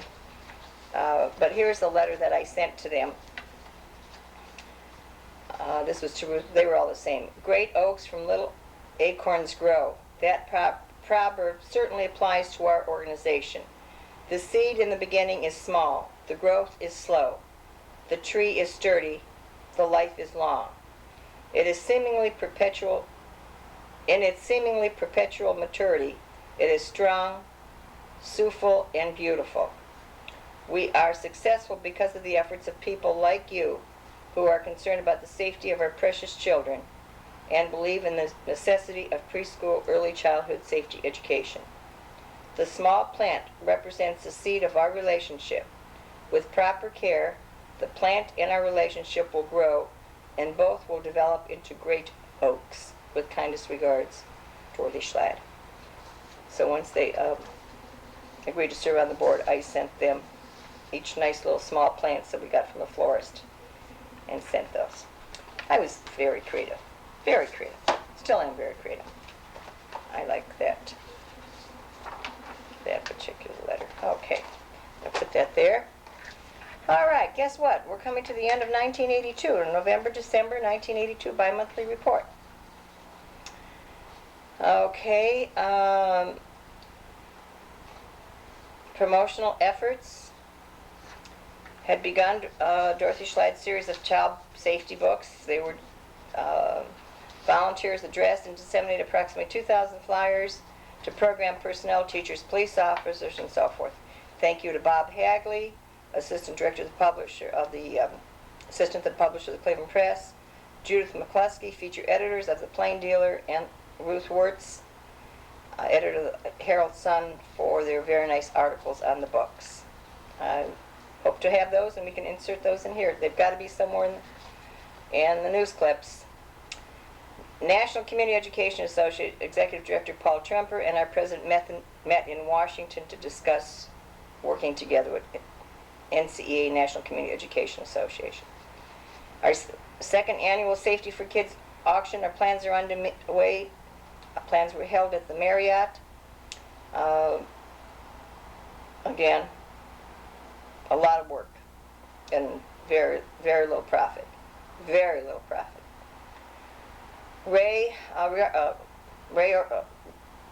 It says Ray Organization. This is reorganizational procedures, I think. Details are progressing. Meetings and discussions were held regarding development of our new educational materials for our program and new catalogs. Okay. New catalogs, do you hear that? Because we had those little 8.5 by 14 that we folded, the Prudential plate made for us. Well, now we're going to talk about nice new catalogs. Okay. Okay, in December, the advisory board discussions are in preliminary stages. A meeting will be held in 1983 to discuss and define the purpose and objectives.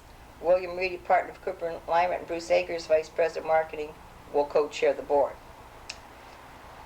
Took a lot of time with these men. These were men who, you have to remember, were very, very conservative.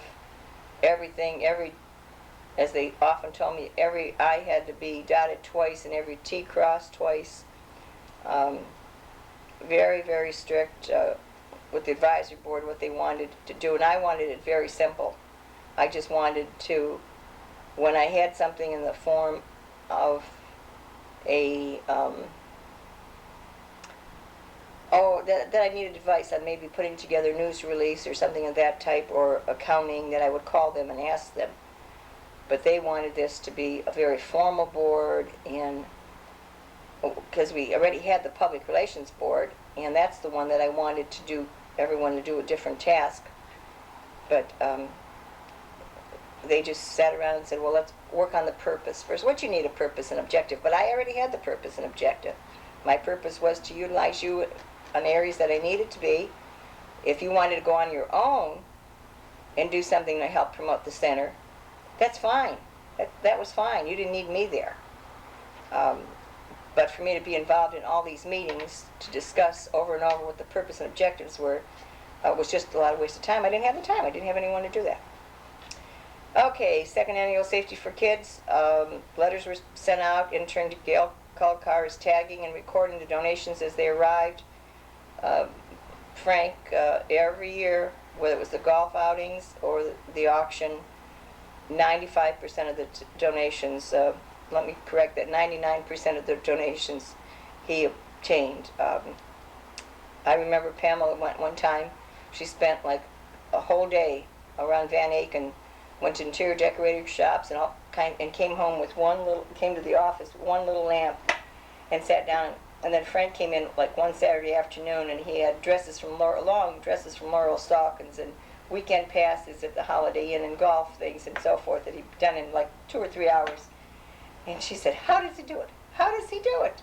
And he just has a knack of doing it, and just thank heavens for him, because he really helped. There was no financial, there we made a little bit of money on because it was just his time, just paid for his gas, but if we had to pay somebody to do that, you'd never do it. Encyclopedia Britannica director Peggy Hackney met with National Safe Town Center board members to discuss future cooperative efforts on behalf of promoting the importance of safety education for our precious children. I remember that one time I gave the poor lady the wrong directions, and when she finally got down to our restaurant in Cleveland, she was really upset. Had every right to be. I gave her the wrong directions. But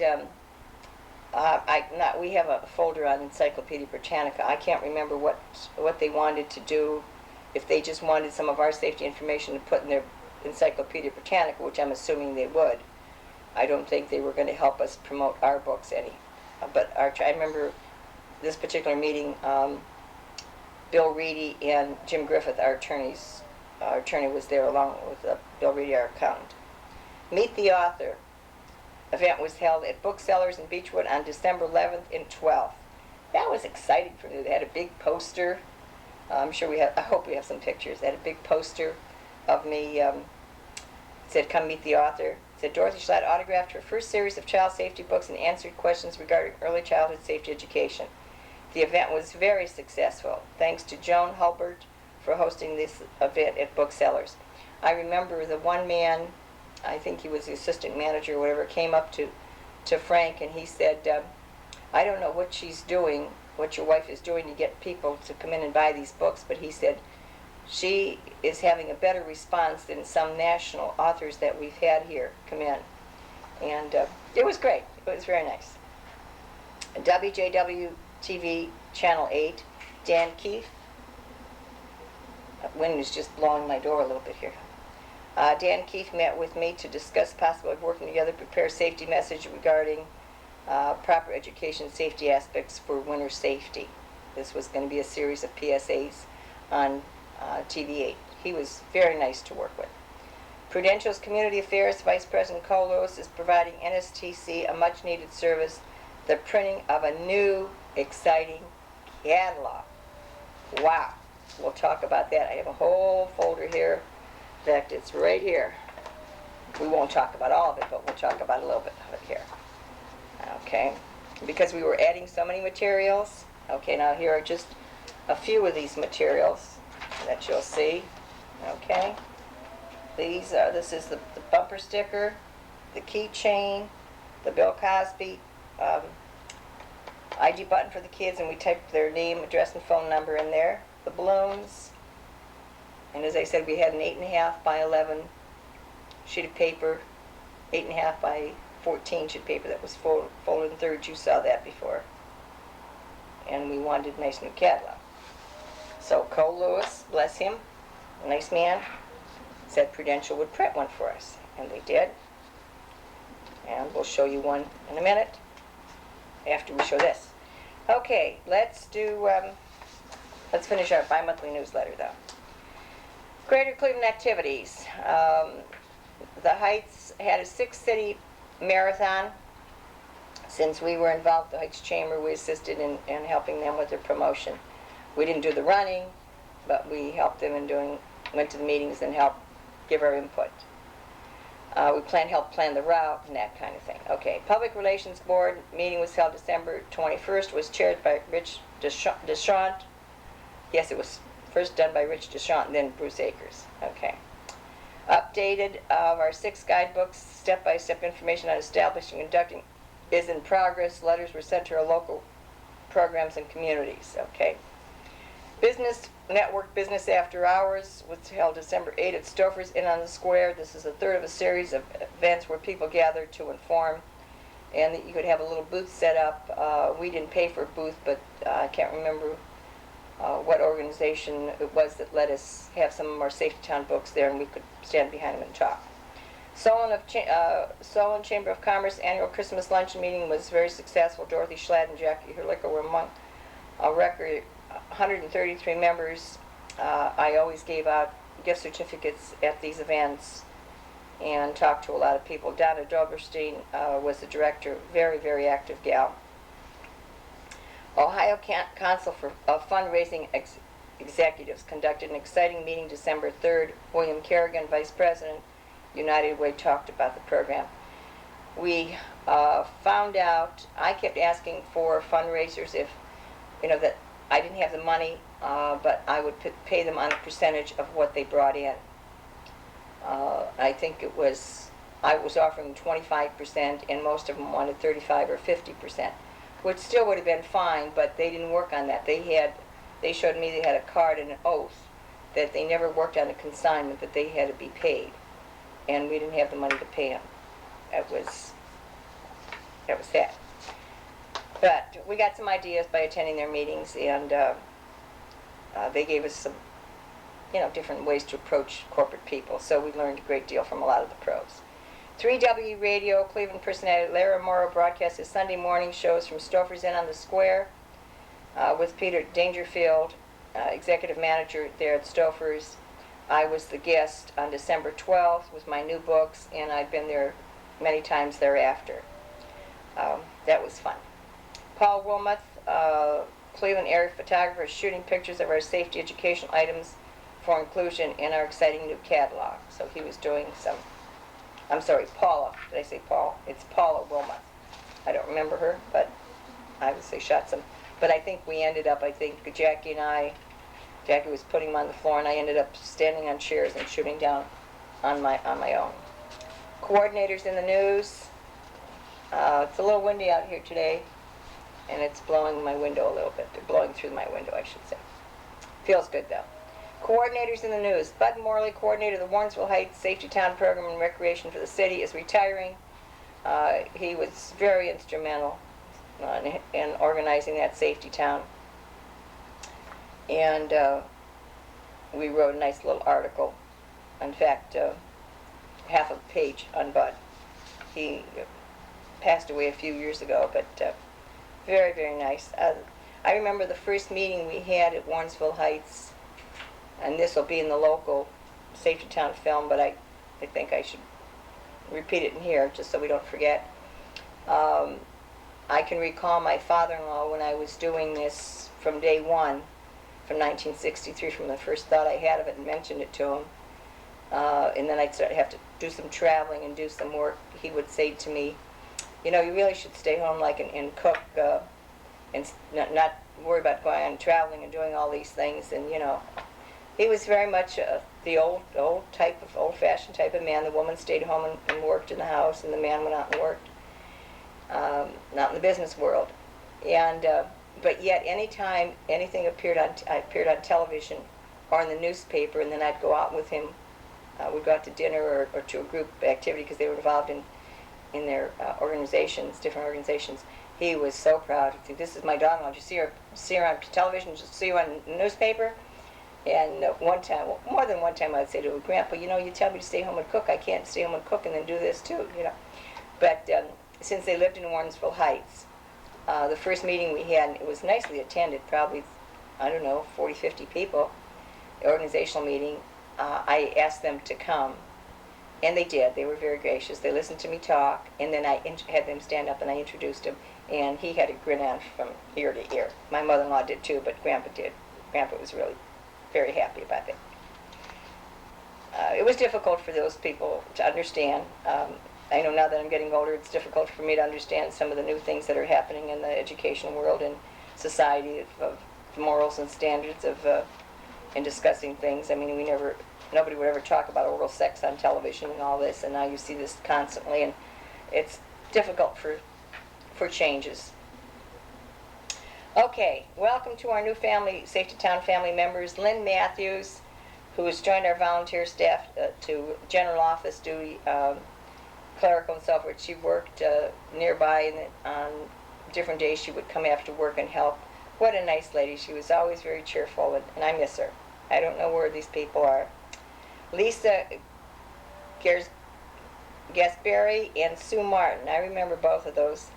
Interns from John Carroll will be handling various aspects of publicity for the center, and they're going to be working on Safety for Kids auction. Bob Tench, who was laid off from his accounting position with the Cleveland Corporation, is volunteering his time during November and December to help us to prepare our books for our inventory and audit. Okay, so we were just fortunate to get some volunteer people. As I said, a lot of them helped a little bit, a lot. Some helped a lot. A lot of the volunteer things we had to redo sometimes, especially on some of the making of the hats and different things. But again, I think it would have been a lot more efficient had we had someone to oversee volunteers.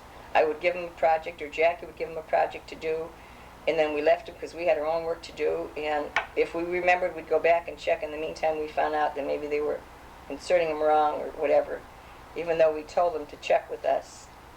But things like that happen. But overall, the volunteers were very, very helpful.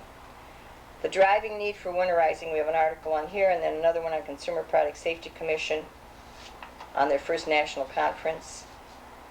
Okay. Now we're going to have world news. Okay. Great Britain, 1/4 of all deaths of young males age 15 to 19 result from motorcycle accidents. That's amazing. 1/4 in Great Britain. In Canada, it took 1 year and $2,000 before Michael Dale developed an automatic transmission for bicycles. Gears change automatically according to pressure, which should aid bicyclists riding uphill or coming to a stop. As I'm reading these, you know what I'm finding out? We had a lot of typos that we never reject, and that's why sometimes I'm stopping, because I have coming here spelling COMEING was typed. Who knows who typed this? Probably Jackie or me. I don't know. Who knows? This is, I'm not sure if I'm going to pronounce this right. Orvieto, Italy, says Italians who cruise down a highway wearing fancy stereo headphones face a fine or up to 1 month in jail. A judge has ruled the headphones are distracting and make it impossible to hear outside warning signals. Okay, this is 1982. It seems to me I just read some articles in the newspaper and heard on television where this is still of concern in our country. And this was in 1982 they passed along this in Italy. Okay, now because the society changes, I don't know, in standards being lowered, as far as I'm concerned, in many areas, maybe this is no longer true in Italy. Who knows? Stockholm, Sweden was the first, boy, the typos we have here. Wow. For the first time, it's IME, there's no T. In its 208 years of existence, the Royal Opera has hired a safety engineer, but he had to promise not to allow his activities to infringe on artistic freedom. Okay. And then we put happy holidays. Now, this is something I think we should, after this, I don't know what year, but we started sending out Christmas cards and calendars. It's getting costly and it's time consuming because we're so large, getting much larger now. So we're going to go back to this, and I think other than National Safety Council, we're the only organization that sends Christmas cards out. So I think we're going to go back to putting this World Safety Organization, the Veterans of Safety, ATSI, and all the other ones just put something in their last newsletter publication, and that's what we're going to start doing. And that's probably a very nice area to put it in too, because then when it's folded, see, they see it right there. That's a great idea. Let's use this in the future. Okay, happy holidays and best wishes to all our program personnel, their families, and everyone who was involved with our program in 1982. Your concern and dedication in promoting and teaching the importance of safety has enabled many to enjoy this happy and festive season. Yes, we can put in something like that. There we go. Okay, that completes 1982. Now remember I said about the catalog. Now this whole folder is all information that we had to send to Prudential for the catalog. No way, no, I'm not going to do all of it. I just want to get to the first letter that we sent to Cole Lewis. These are all pictures and different things that we sent. Okay. I think somewhere we had this before, I'm not sure. We showed this. So these are, I think we did this back maybe a year or two before. I'm not sure. But we had to take pictures and get them to the right size.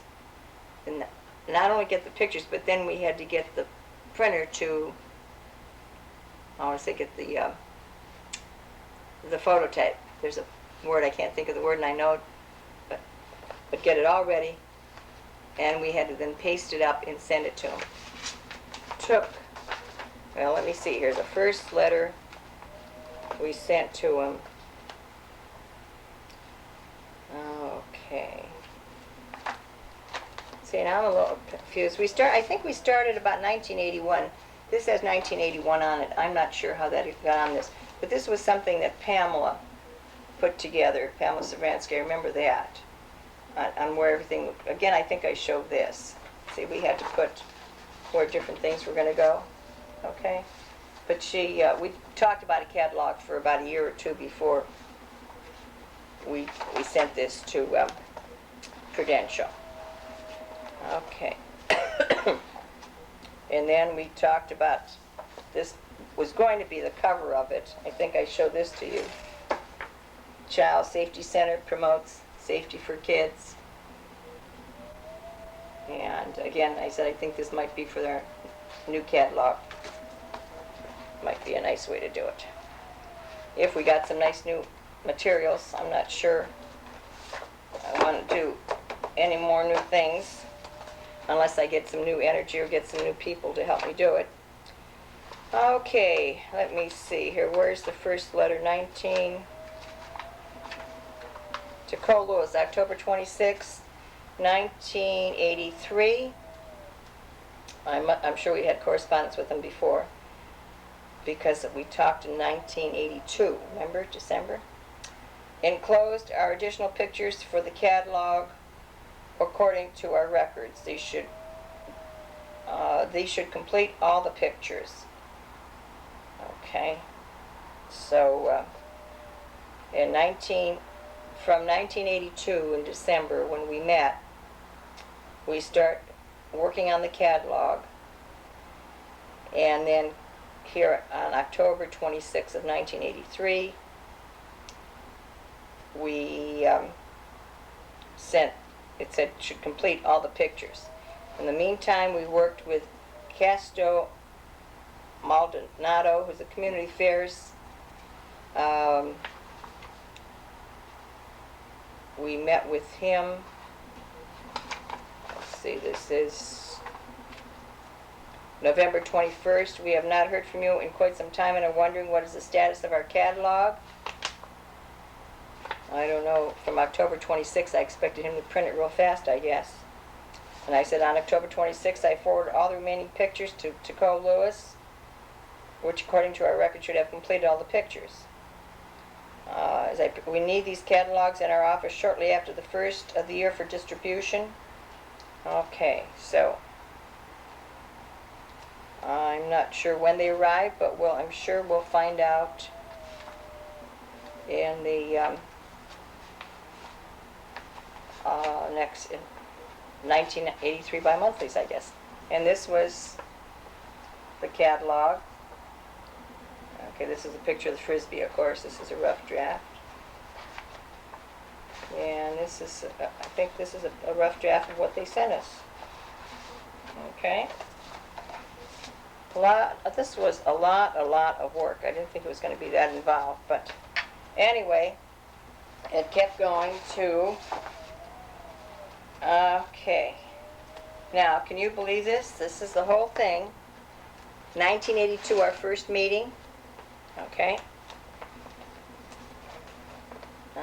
We have the railroad lights. In 1980, remember in 83 October, I sent all the pictures, said this is the end, we need them by the first of the year of 84. Okay.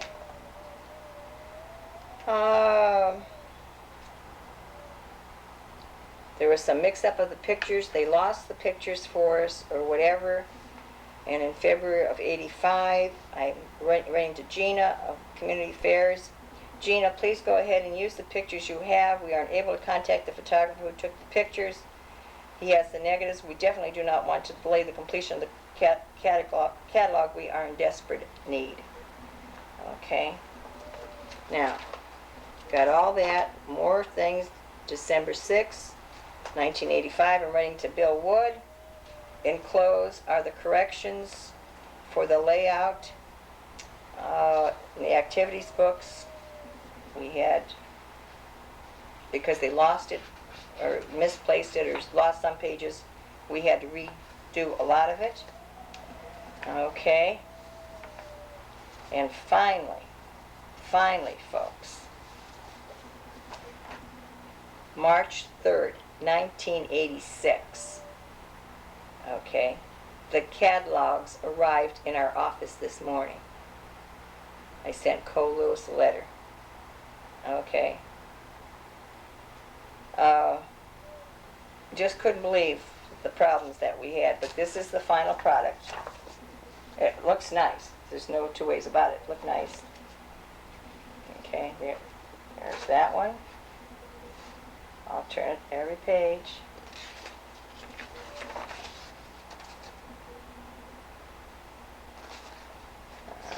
Okay. Right, what happened is after they lost some of the material in the pictures, we in the meantime came up with new materials, and so then we had to take more pictures of that. And then we put their name on the back. Okay?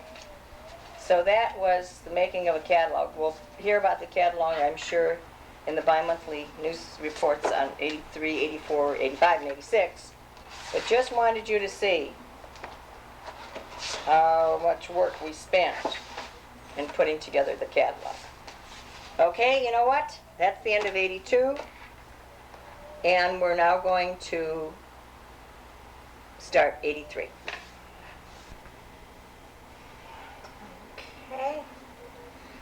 Okay. Good evening. It's Tuesday, February 17th, about 9 o'clock p.m. Of course, Frank is barber shopping. And I just finished putting labels on the continuing yearly operational packets to send out. I'll wait tomorrow till I get the new form from Lynn, and then I'll pick up the colored copies, and that'll all go out. But I still have lots of energy left, and Frank won't be home, Grandpa won't be home until about 11:30, so I've got my Dorothy cup, which I haven't had for a while, with ginger ale. And you'll probably see me once in a while looking in the other room because we have our big TV in there. And I have the sound turned off, but I can sort of keep an eye on the Olympics, okay? Okay, here we go. January 1983. We're starting a new year. I don't have, we're going to start right off with the bi-monthly because I don't have any correspondence prior to that. Now, all these bi-monthlies are missing a page here and there, so we'll probably have to do this segment of the bi-monthly over again, but there's just so many good things in this that I want to do it now while it's still fresh in my mind, okay? January 1983, we're planning for, had our second annual Safety for Kids. We're still planning it. Details are progressing. News releases were sent to Sun newspapers, the Plain Dealer radio stations, and thanks to Elaine Roth, one of our volunteers for many volunteer service, and hundreds of follow-up calls that she made obtaining materials and for handling all details. We had a lot of people that worked on it. As I said, that would never be profitable if you had to pay people.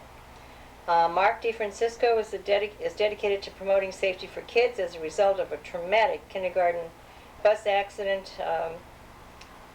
During the spring, he will be doing intern work for us at the center and organizing press clips from our National Press Service. Welcome aboard, Mark. He's great. You'll hear more about him in a few minutes. In here. Okay. February, the White Consolidated Industry Vice President and Treasurer Ronald Fountain met with our president to discuss continued support of our efforts to promote safety for kids. He paid, and you'll see, and that's why I said we're missing, there's a back sheet where it always had our mailer.